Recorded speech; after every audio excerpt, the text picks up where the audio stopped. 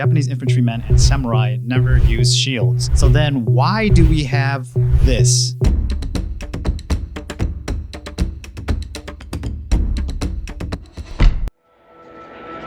So today I'm going to attempt to explain to you the Japanese anime fascination with shields. In the vast landscape of human history, the shield has been a constant companion to the warrior.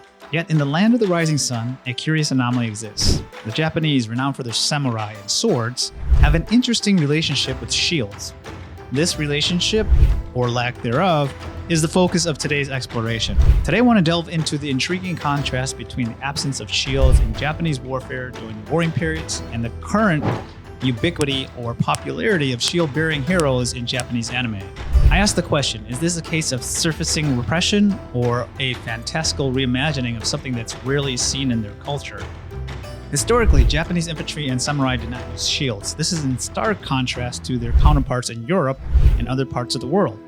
This absence was not due to lack of knowledge or technology, but rather a conscious decision influenced by the unique circumstances of Japanese warfare.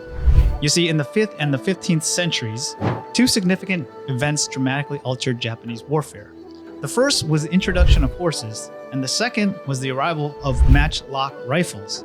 These developments led to a shift in tactics and weaponry, favoring two-handed weapons like bows, spears, and swords over the traditional one-handed weapon and shield combination.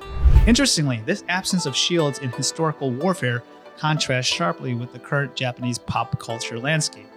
You see, in the realm of anime, shield-bearing heroes are not just common, they are celebrated. So let's take a closer look at some of these characters. The first and probably the most popular right now is Naofumi Iwatani from The Rising of the Shield Hero. And he's a prime example because his shield is not just a defensive tool, but also a symbol of protection and justice. Despite being scorned and ostracized, Naofumi uses his shield to protect those who cannot protect themselves, embodying the spirit of a true hero. Then we have Mash from Fate Grand Order, who wields a massive shield symbolizing her role as a steadfast protector. And this is an interesting pick, but Captain America, which in the Japanese dubbed Marvel series is another shield-bearing hero who has gained a lot of popularity in Japan.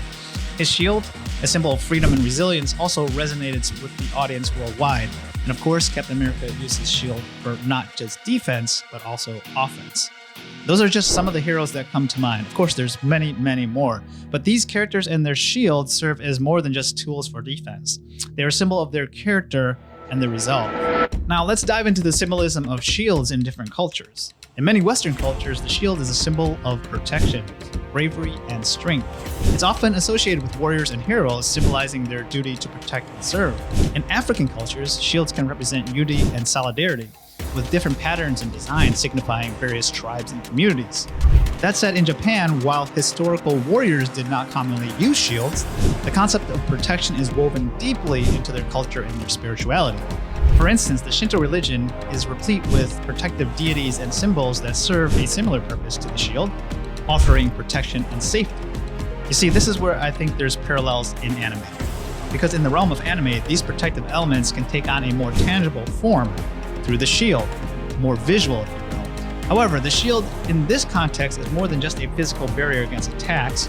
It's possible that this is a manifestation of the storied history and deeply held Shinto and spiritual beliefs of the Japanese people.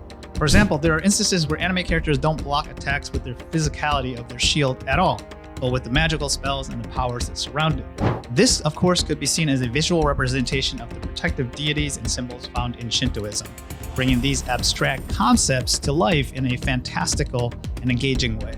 So then why this fascination with shields in anime when historically warriors rarely used them? One theory I came up with suggests that this could be a form of cultural compensation. The shield, absent in their historical battlefields, finds its place in an imaginative realm of anime.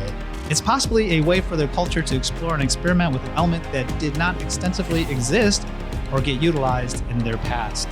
In the end, it's of course anyone's guess, but the Japanese obsession with shields is obviously a fascinating study of cultural evolution. I think it's a testament of how society can reimagine and repurpose elements of their past to suit their current and present narratives, whether it's a form of resurfacing repression or fantastical reimagining.